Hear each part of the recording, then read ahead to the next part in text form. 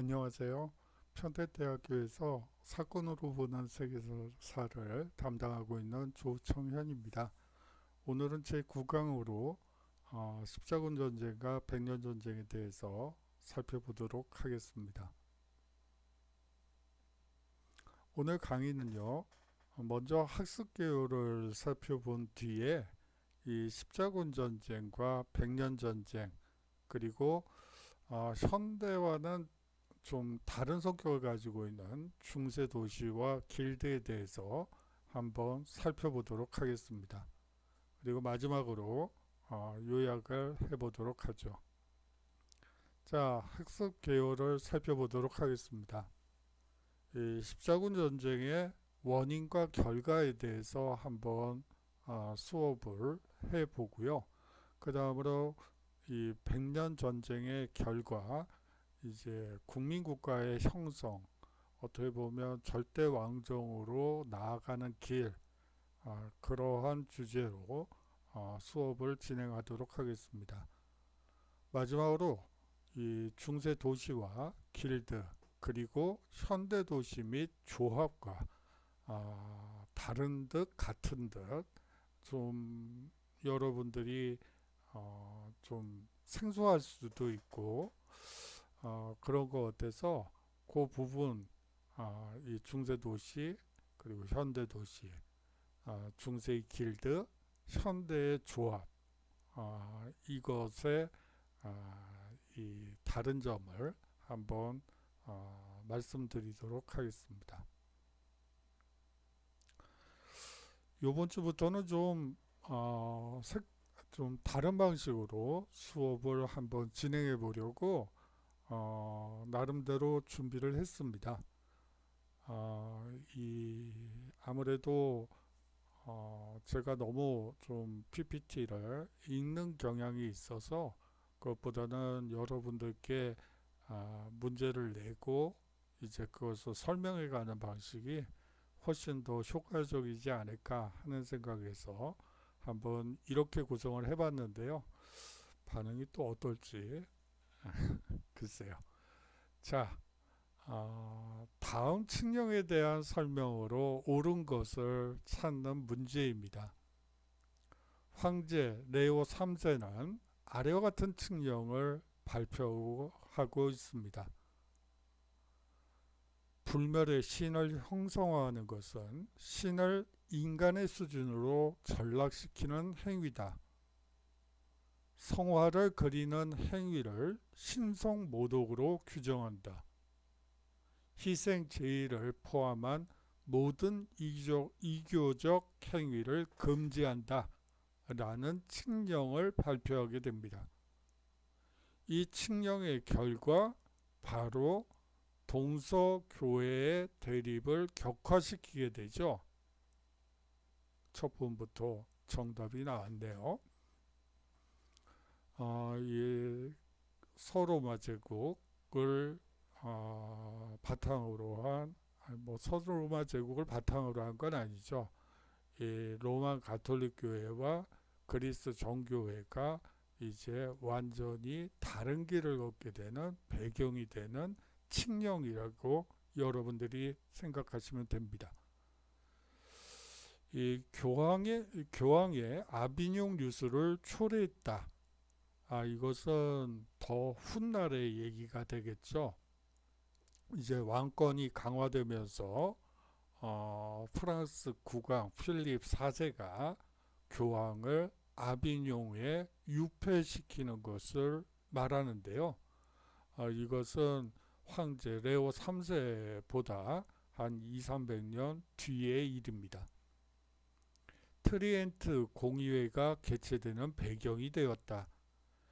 트리엔트 공의회가 개최되는 배경은 사실상 15세기, 16세기에 종교개혁이 나타나면서 그것에 대한 반응으로서 나타난 공의회라고 생각하시면 됩니다.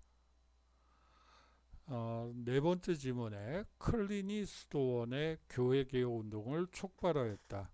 이것은 사실상 이 가톨릭 교회의 부패를 스스로 자정 노력으로 개혁 운동이 일어나게 되는데 그 주체가 바로 클리니 수도원의 원정이었던 그레고리우스 7세 교황이었기 때문에 이것은 황제 레오 3세와는 아무 관련이 없습니다.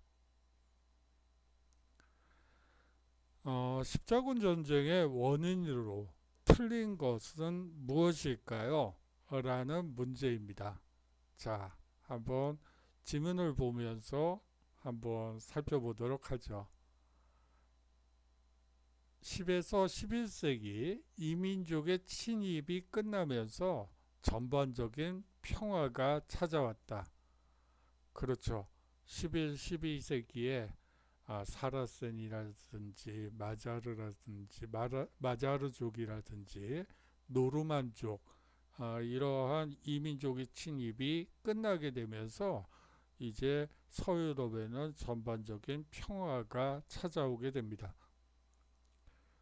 이러한 것을 배경으로 해서 10에서 11세기에는 이 농업 생산력이 발전함으로써 이 인구가 증가하게 되죠. 자, 사라센에 의한 위협 때문에 비잔티움의 알렉시우스 1세가 파병을 요청했다. 맞는 말이죠. 비잔티움의 알렉시우스 1세가 파병을 요청한 건 맞아요. 하지만 사라센 때문은 아니죠. 바로 셀주크 투르크 때문입니다. 사실은 슬라이드 쇼로 하는 게 여러분들이 보시는 게 편할 것 같아서 하는데 또 치진 못하네요. 사라센이 아니고 사라센은 사실상 9세기, 10세기경에 서유럽으로 침입했던 그 족으로 사라센 족으로 사실상 십자군 전쟁과는 상관이 없고요. 사실상 이 셀주크 투르크에 의한 위협 때문에 비잔티움의 알렉시우스 1세가 파병을 요청하게 되는 것이죠. 교황 우르반 2세는 클레르몬 공회를 소집하고 성지 예루살렘을 이교도로부터 탈환하자는 구호로 십자군을 제창하게 됩니다. 예, 맞습니다. 이 십자군 전쟁의 원인은 이 네 가지로 요약이 가능해요. 이것만 이제 셀주크 투르크로 바꾸면 이 원인은 이 네 가지가 됩니다. 다음에 부족의 이름을 맞추는 문제입니다. 게르만족의 대이동이 있던 10세기 초 족작 롤로가 거느리는 이 부족의 일파가 북프랑스 지방을 점령하고 약탈을 저지르게 됩니다. 이들을 보통 바이킹이라 부르죠. 이들은 지금의 스칸디나비아 반도와 덴마크 근방에 있던 게르만인으로서 서로마 제국이 세 갈래로 나뉘던 무렵인 8세기 말부터 활동을 개시하게 됩니다. 자, 이 부족의 이름은 무엇일까요? 바이킹이라는 별명으로도 불렸다. 그리고 스칸디나 반도와 덴마크 근방에 있던 게르만인이다. 그러면 여러분들은 기억이 나실 거예요. 노르만족이라고 하죠. 이들은 불란서 북부 지방 서북부에 있는 노르망디 지역을 차지하고 약탈을 저지르고 이 주족은 사실상 나중에 노르만 왕조라는 형태로 잉글랜드를 차지하게 됩니다. 노르만족이에요. 자, 이 마그나 카르타에 대한 내용 중 틀린 것은 무엇일까요? 자, 이제 마그나 카르타에 대해 존왕이 대헌장 조인 후 대헌장은 협박에 의해 작성된 것이기 때문에 무효라고 선언하여 다시금 내란이 일어났다. 예, 맞는 말입니다. 존왕은 처음에는 대헌장을 승인을 하죠. 하지만 대헌장이 협박에 의해 작성된 문서이기 때문에 국왕을 겁박해서 만든 문서이기 때문에 무효라고 선언하면서 다시금 내란이 벌어지게 됩니다. 더구나 프랑스가 영국 왕위 계승권을 주장하며 내란에 참전하게 됩니다. 이 영국과 프랑스는 사실상 이 결혼 동맹 관계라고 보시면 되겠어요. 결혼 관계라고 보시면 돼요. 그렇기 때문에 경우에 따라서는 프랑스가 영국 왕위 계승권을 주장하기도 하고요. 영국이 또 프랑스 왕위 계승권을 주장하면서 이 백년 전쟁이 일어나기도 합니다. 사실상 이 가까운 근친 관계였기 때문에 그런 현상이 벌어진다고 여러분들이 생각하시면 될 것 같아요. 존은 이 전쟁에서 급사하고 존의 아들이 헨리 3세로 즉위하게 됩니다. 그래요. 맞는 내용이죠. 헨리 3세가 대헌장을 지키지 않았기 때문에 1265년에 귀족과 승려 외에 지방기사와 시민대표자가 참가한 회의가 열리게 됩니다. 맞습니다. 이것을 삼부회라고 하죠. 삼부회는 14세기 중엽에는 상원과 하원의 양원제로 발전하게 됩니다. 5번이 틀렸는데요. 이 삼부회가 아니고 의회라고 하죠. 이 의회는 14세기 중엽에는 상원과 하원의 양원제로 발전하게 됩니다.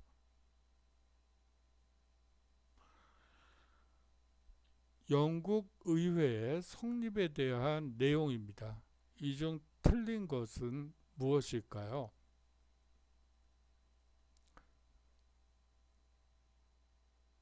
같은 문제인데 제가 실수로 했네요. 이 문제를 낼까 이 문제를 낼까 고민을 하다가 실수를 했어요. 자, 다음으로 이 대헌장 즉 마그나 카르타의 제39조를 한번 보도록 하겠습니다. 어느 자유민도 그 동료의 합법적 재판에 의하거나 또는 국법에 의하지 않고는 체포, 감금, 압류, 법의 방치 또는 법에 추방되거나 기타 방법으로 침해당하지 않는다. 지금도 그렇게 하지 않으며 그렇게 하도록 시키지도 않는다. 라는 게 이 가장 마그나 카르타 중에 가장 핵심적인 내용입니다. 다음은 중세 도시에 대한 설명입니다. 틀린 부분을 찾아 밑줄을 긋고 바르게 고쳐주시는 문제인데요. 한번 읽어보면서 한번 여러분들이 한번 어디가 틀렸는지 한번 밑줄을 긋고 바르게 고쳐 보시겠어요? 중세는요, 이 교회와 세속 권력이 손잡고 봉건 제도를 이루었던 시대입니다. 중세의 도시도 처음에는 장원이나 마찬가지로 봉건 영주의 지배를 받았으나 이었고 영주로부터 독립을 인정받기에 이르게 되죠. 도시의 시민은 신분과 직업의 차별이 사라지게 되었고 자유민으로 도시에서 공동생활을 하게 되었으며 도시의 발전을 위해 힘을 합쳤습니다. 장원, 영주의 지배를 받던 농노도 도시로 도주하여 3년 동안만 영주에게 붙들리지 않으면 시민, 자유민이 될 수 있었죠. 때문에 도시의 공기는 사람을 자유롭게 한다라는 독일 속담이 있었습니다.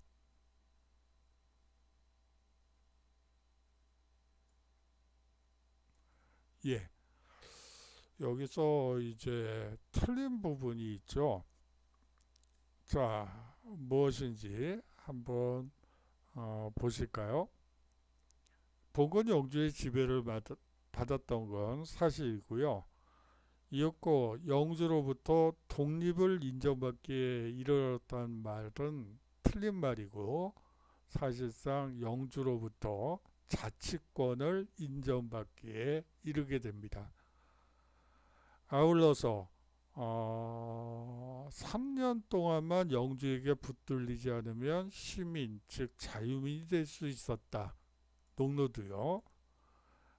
사실상 1년 동안만 영주에게 붙들리지 않으면 자유민이 될 수 있었죠. 옛날에 했던 사극 중에 그 추노라는 게 있었어요. 추노를 보셨는지 잘 모르겠는데 여하튼 도망 노비를 잡는 직업도 있었죠. 아마 지금 현재 기준으로는 상당히 생소한 직업이죠. 도망 노비를 잡는 그런 직업도 있었으니까요. 예, 마찬가지로 이 시기에 도망 농노를 잡는 직업도 있었습니다. 여러분들이 좀 이해가 안 되실 것 같아서 그냥 추노를 먼저 얘기를 하게 되네요. 마찬가지 현상이 유럽에서도 있었죠. 하지만 1년이 넘어서게 되면 자유민이 되었다는 것도 상당히 중요한 부분으로 작용하게 됩니다. 자, 다음 동맹에 대한 설명으로 옳은 것은 무엇일까요? 르베크는 절친한 벗 함부르크를 비롯한 여러 도시들과 다음과 같은 내용으로 동맹을 체결한다. 강이나 바다에서 해적의 습격을 당했을 때 그들을 격퇴하기 위해 공주한다. 범죄자에 대한 체포권과 처벌권을 공유한다. 가맹 도시의 시민에게 상업활동을 공정하게 하지 않는 자는 해당 가맹 도시로 압송하여 처벌한다. 자, 이 동맹은 무엇일까요? 여기서 이제 핵심어는 리베크라고 볼 수가 있고요. 함부르크도 대표적인 이 동맹 국가이기도 합니다. 바로 한자 동맹이라고 여러분들이 배우셨을 바로 그 동맹이죠. 한자 동맹. 한자라고 하면 여러분들이 그래도 알 수 있는 유산처럼 남아있는 것이 하나 있어요. 항공사죠. 독일의 대표적인 항공사 중에 하나인 그 루프트 한자라는 항공사가 있습니다. 거기서 한자는 바로 이 한자 동맹에서 비롯된 것이죠. 자, 사실상 국가와 국가 간의 수사권과 관련된 그런 조약을 보는 것 같다는 느낌을 받으실 겁니다. 이, 이 당시 도시는 주권 국가로서 외교권을 가지고 있었죠. 그렇기 때문에 이러한 동맹도 가능했던 거예요. 이 한자 동맹에 포함된 도시만 해도 100여 개가 넘을 정도로 상당히 큰 동맹이라고 보시면 됩니다. 자, 동인도 회사를 설립하였다. 틀린 말이죠. 물론 동인도 회사를 세운 나라는 세 나라밖에 없죠. 영국, 프랑스, 네덜란드가 됩니다. 물론 네덜란드가 가장 먼저 세우게 되죠. 물론 그 이전에 포르투갈이 들어가긴 하지만요. 자, 이번 한번 보실까요? 발트해와 북해 무역을 주도하였다. 그래요. 이 한자 동맹은 바로 이 발트해와 북해 무역을 통해서 발전한 국가들입니다. 자, 정크선을 이용하여 아라비아와 통상하였다. 정크선을 이용해서 이 아라비아와 통상을 하는 국가는 원나라라고 보시면 됩니다. 여러분들이 이 원나라 하면 몽골 제국이 생각이 나시고요. 이 몽골족 하면 바다를 두려워하지 않겠느냐.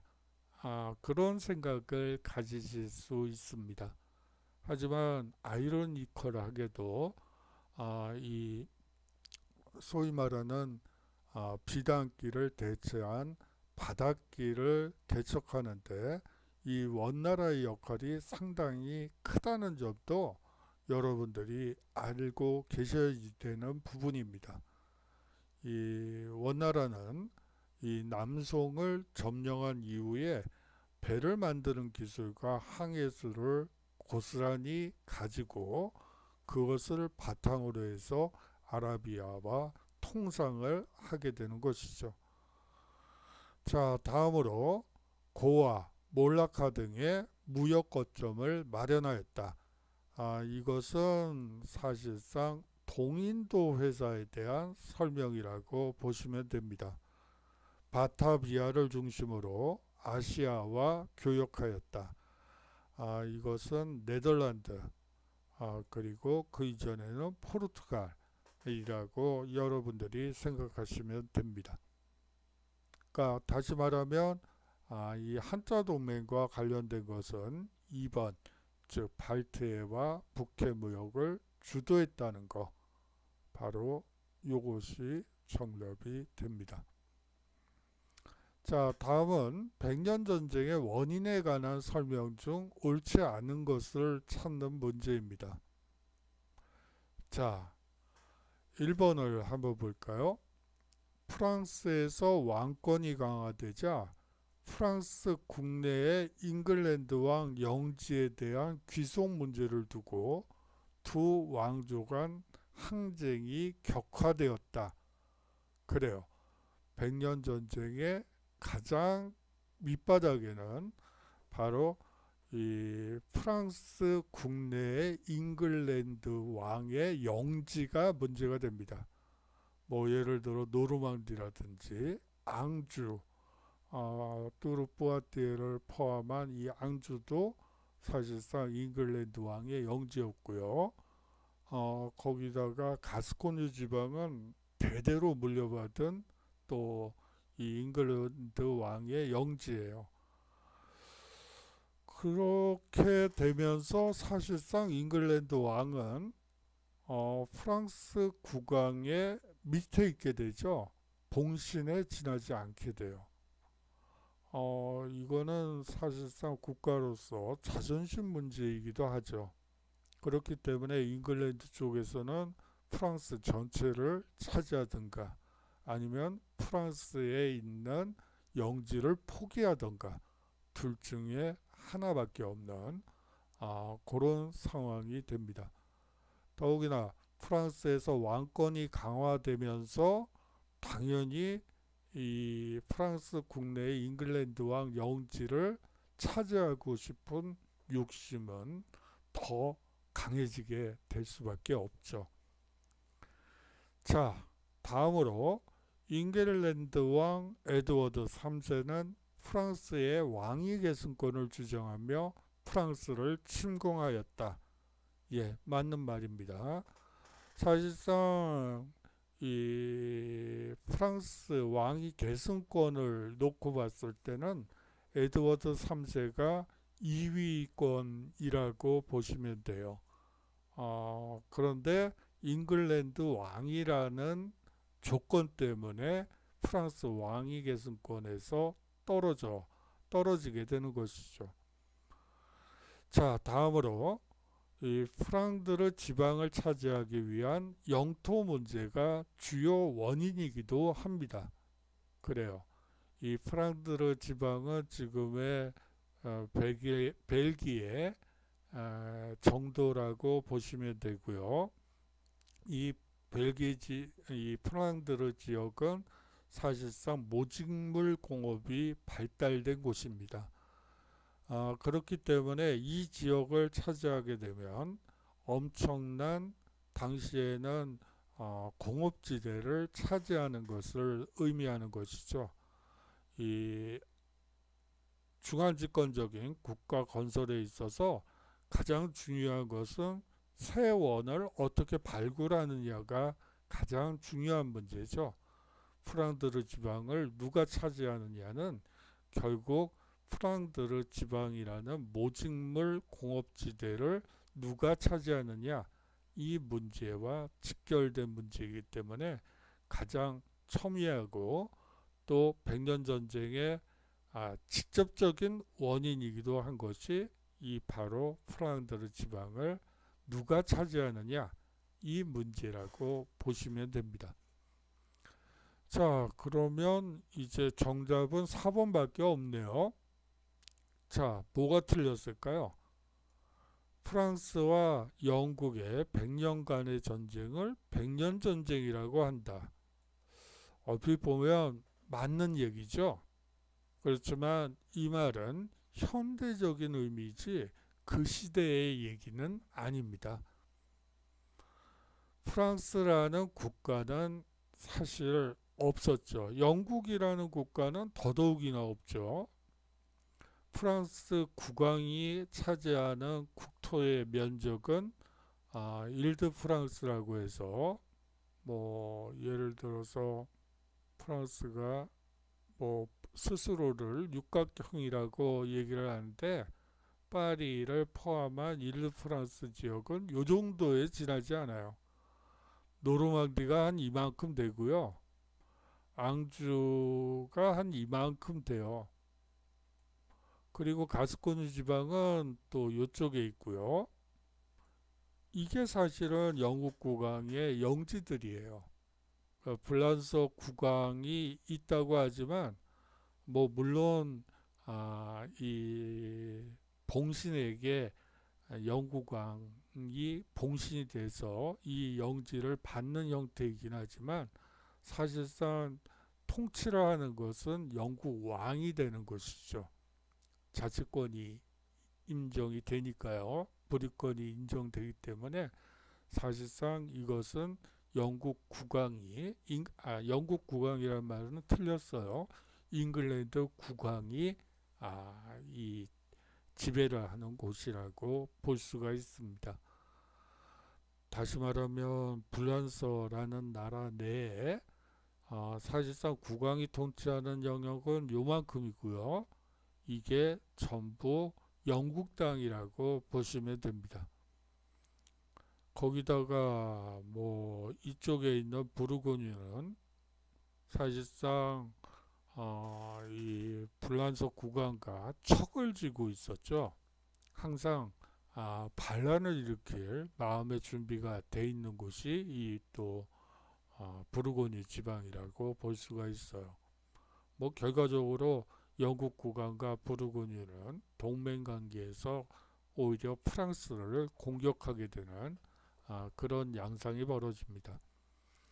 그렇기 때문에 프랑스와 영국의 국가와 국가 간의 전쟁이었다고 보는 것은 사실상 중세를 제대로 이해하지 못한 표현이라고 볼 수가 있습니다. 사실상 잉글랜드 왕조와 프랑스 왕조와의 왕조 전쟁이다. 그것도 너무 거창하다. 그냥 여하튼 프랑스 국왕 입장에서는 이 봉신인 잉글랜드 왕이 역모를 일으킨 것이라고 얘기할 수도 있고요. 뭐 그렇게 볼 수도 있죠. 여하튼 현대적 기준으로 이 백년 전쟁을 보면 제대로 이해하기가 어려워지게 됩니다. 백년 전쟁 초기 전세에서 영국군이 승리할 수 있었던 배경에 대한 설명입니다. 이 중 틀린 부분을 찾아 바르게 고치면 되는 문제입니다. 영국군의 주력은 농노를 중심으로 한 보병대였다. 그들은 가벼운 장비를 갖추고 긴 창을 사용했으며 따라서 그 움직임이 활발하였다. 이에 비해 프랑스군은 중장비 기사가 그 중심을 이루고 있었다. 기사들은 긴 창에 대항하기 위해 60에서 80kg에 이르는 갑옷을 입은 탓에 혼자서는 말에 올라탈 수도 없었다. 그래요. 사실상 프랑스군의 주력은 기사들이죠. 그런데 사실상 그 중무장을 하게 돼요. 자, 갑옷의 무게가 80kg이면 그러면 쌀 한 가만이네요. 그거를 들고 그것도 또 말에 타요. 그래서 싸우려면 말은 지구력이 상당히 떨어지는 동물이죠. 그렇기 때문에 이 전쟁터에서 그렇게 효과적인 움직임을 보일 수가 없게 됩니다. 그런데 이 영국군의 주력은 여기서 이제 틀린 부분은 농노라는 표현이에요. 그게 아니고 영국군의 주력은 자영 농민이라고 보시면 돼요. 우리가 보통 동양사에서는 자작농이라고 얘기를 하죠. 자신의 땅을 조금 가지고 있으면서 스스로 농사를 지어서 먹고 사는 사람들을 붙여서 먹고 사는 사람들을 자작농 혹은 자영농이라고 얘기를 합니다. 다시 말하면 영국군의 주력은 자영 농민을 중심으로 한 보병 부대였어요. 그들은 가벼운 장비를 갖추고 긴 창을 사용했으며 아니죠. 긴 활을 사용했습니다. 활에 이 에드워드 3세가 스코틀랜드를 이제 점령하게 되죠. 그 과정에서 긴 활을 쏘는 부대에게 여러 번 당했어요. 잉글랜드 군이 스코틀랜드 군에게. 그래서 스코틀랜드를 접수하고 나서 그 긴 활을 제조하는 방법을 이제 빼내게 되죠. 그렇게 돼서 프랑스를 침공할 때는 이 긴 활을 잉글랜드 장병들이 이 보병대가 잘 활용할 수 있게 됩니다. 뭐 윌리엄 테린이 뭐 여러 사람들이 활과 관련된 그 전설 같은 얘기들이 있죠. 자기 아들의 머리 위에 사과를 놔두고 화살을 쏘아서 사과를 맞췄다. 뭐 그런 전설적인 얘기가 있는 것처럼 이 긴 활을 사용해서 프랑스 기사단을 공격하게 됩니다. 이 긴 활을 막기 위해서 바로 60에서 80kg에 이르는 갑옷을 입을 수밖에 없었던 것이죠. 그러니 뭐 몸놀림이 빠를래야 빠를 수가 없겠죠. 이 백년전쟁 중에 휴전을 하게 되는 원인에 대한 설명입니다. 이것은 무엇일까요? 그 중 하나는 돌림병이고요.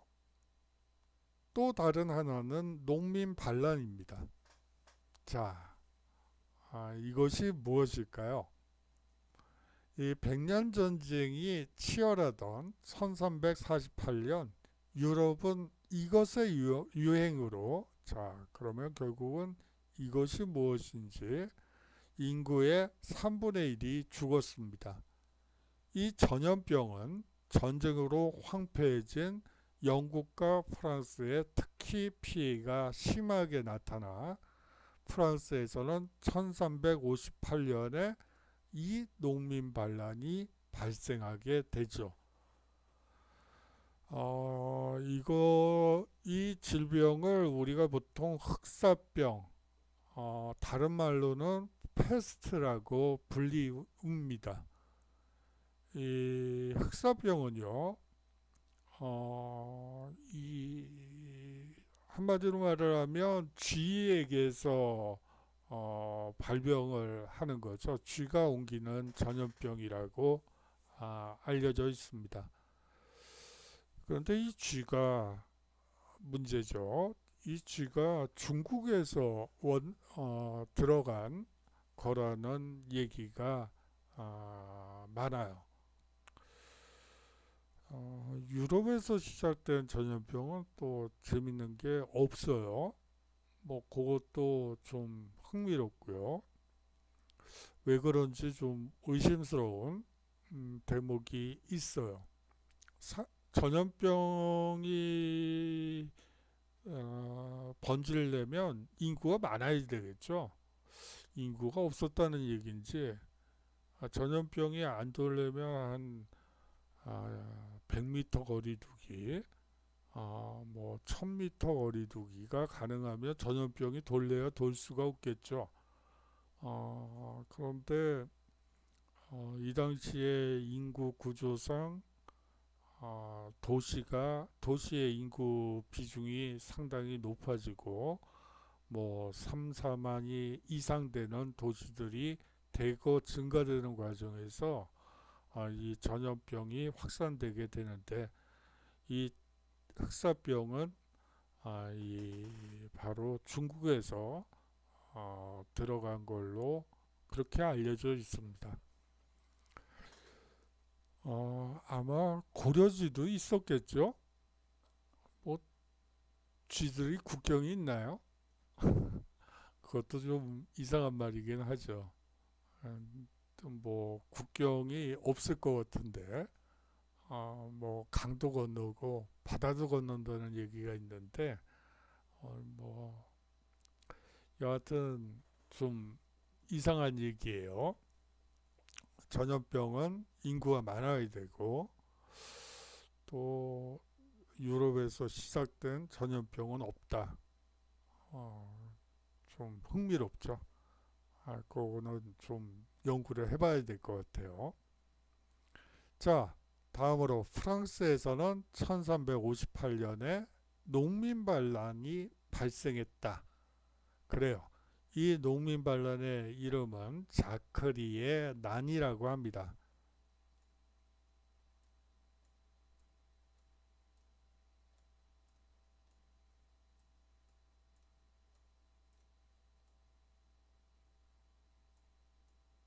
자크리의 난이라고 합니다.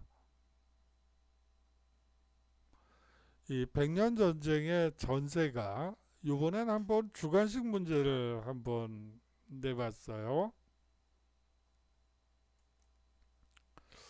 쓰면서 여러분들께 하기도 어렵고 좀 그렇긴 하지만 한번 일단 내봤습니다. 이 백년 전쟁의 전세가 영국에 압승해서 아까 보신 것처럼 이 장궁 부대가 사실상 프랑스 기사단을 도륙을 내다 보니까 결국은 어떻게 보면 최정예 부대를 쉽게 괴멸시킬 수 있었죠.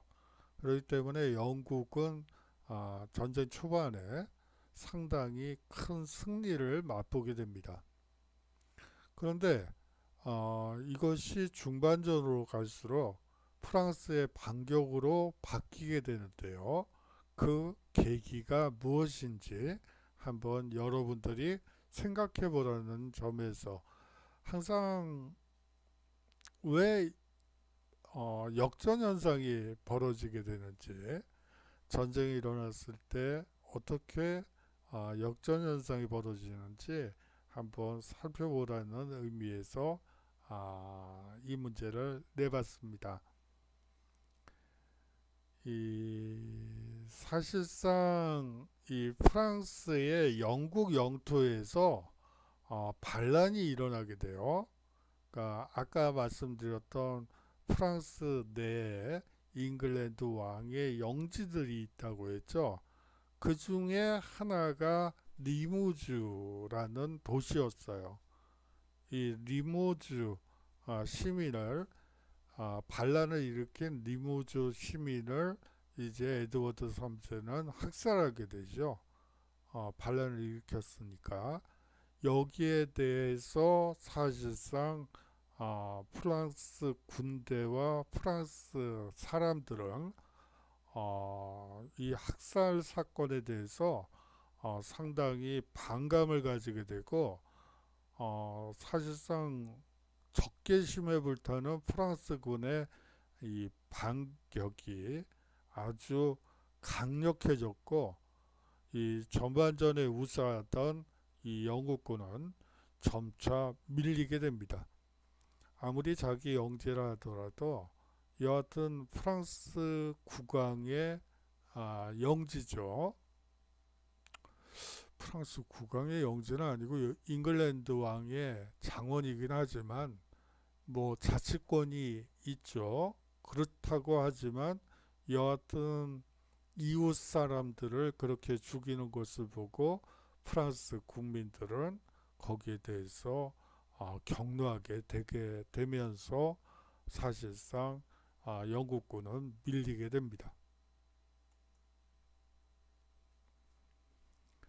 이 백년 전쟁 중에 일어난 농민 반란인 이 와트 타일러의 난에 대한 설명 중 적절치 않은 것을 고르는 문제입니다.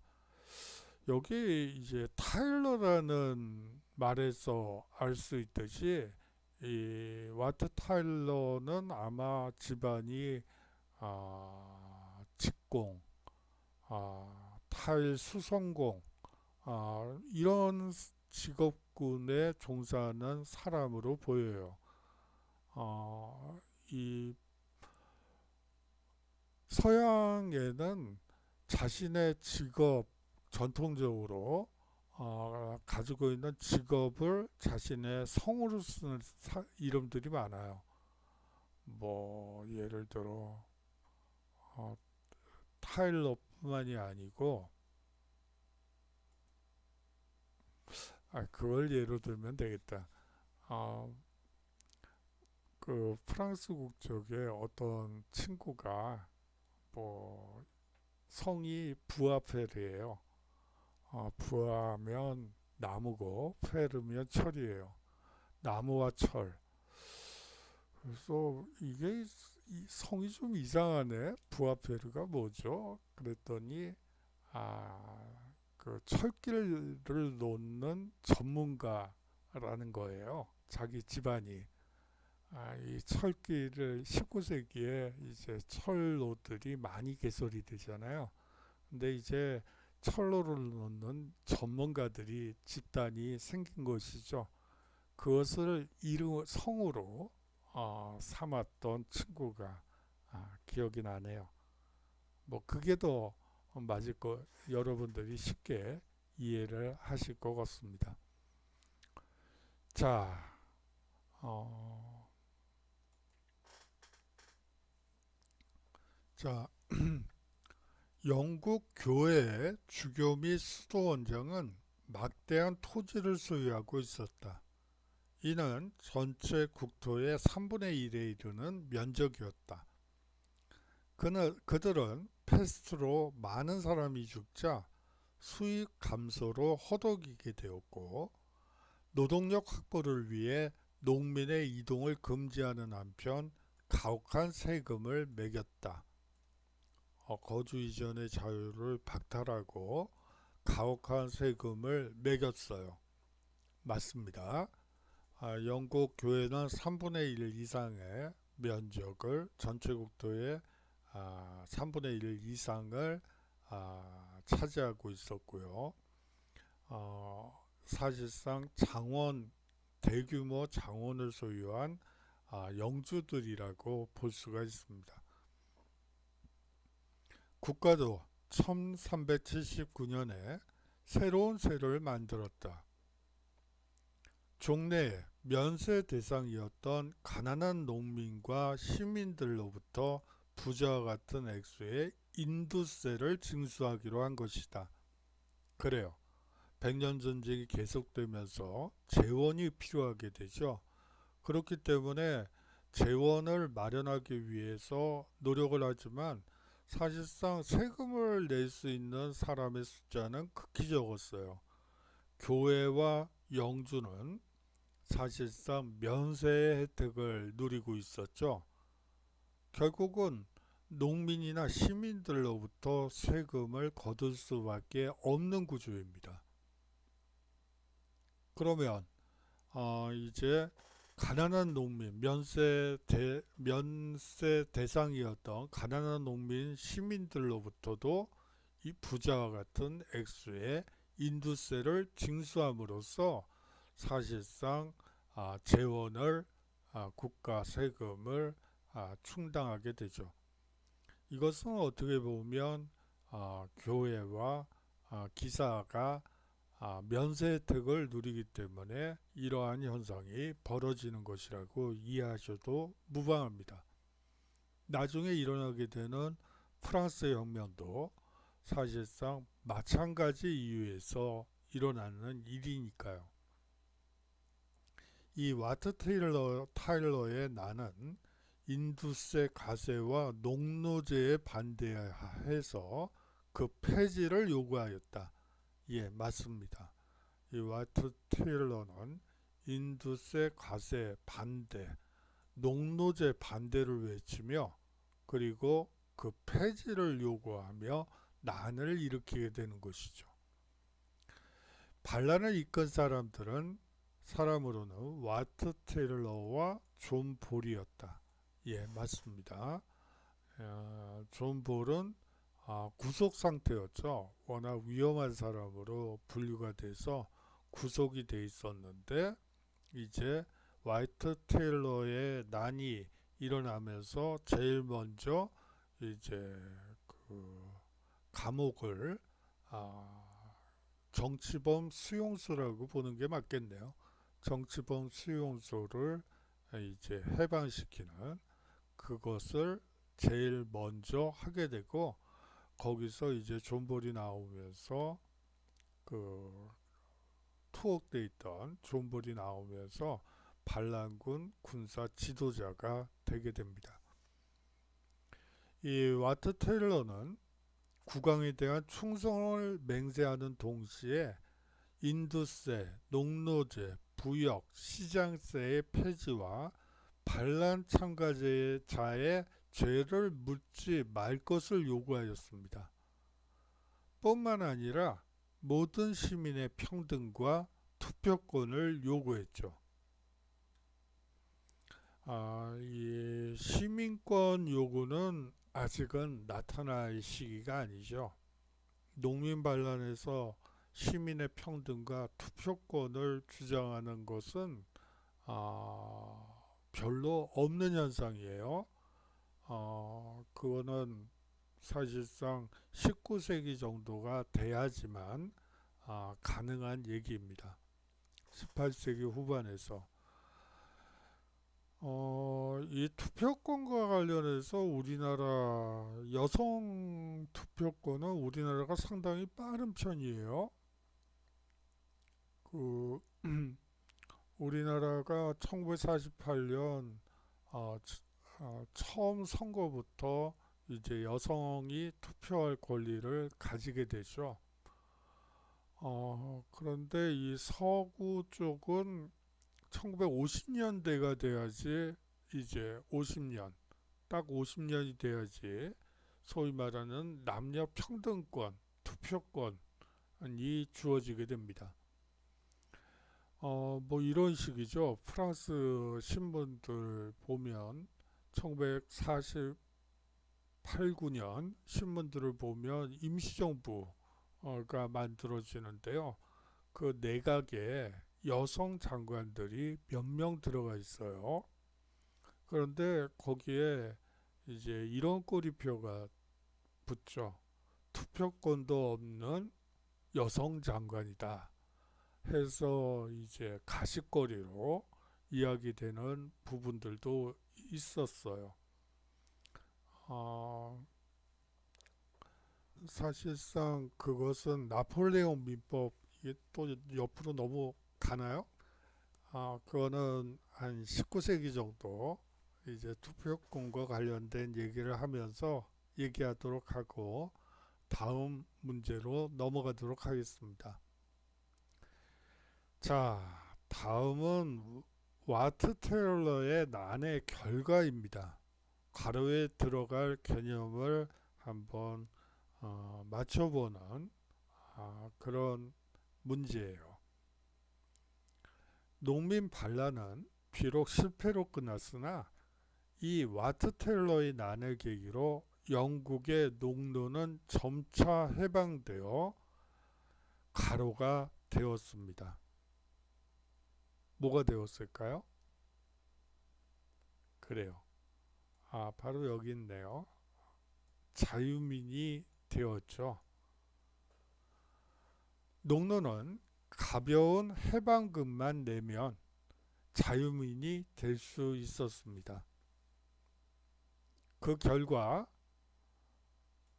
가로는 붕괴되고 영주들은 약체화되었습니다. 그래요. 장원제는 붕괴되고 영주들은 약체화되었죠. 그와 반대로 국왕의 권력은 강화되어 영국은 모모의 길을 향해 나아가게 되죠. 바로 절대주의, 절대왕정의 길을 향해 나아가게 됩니다. 절대왕정,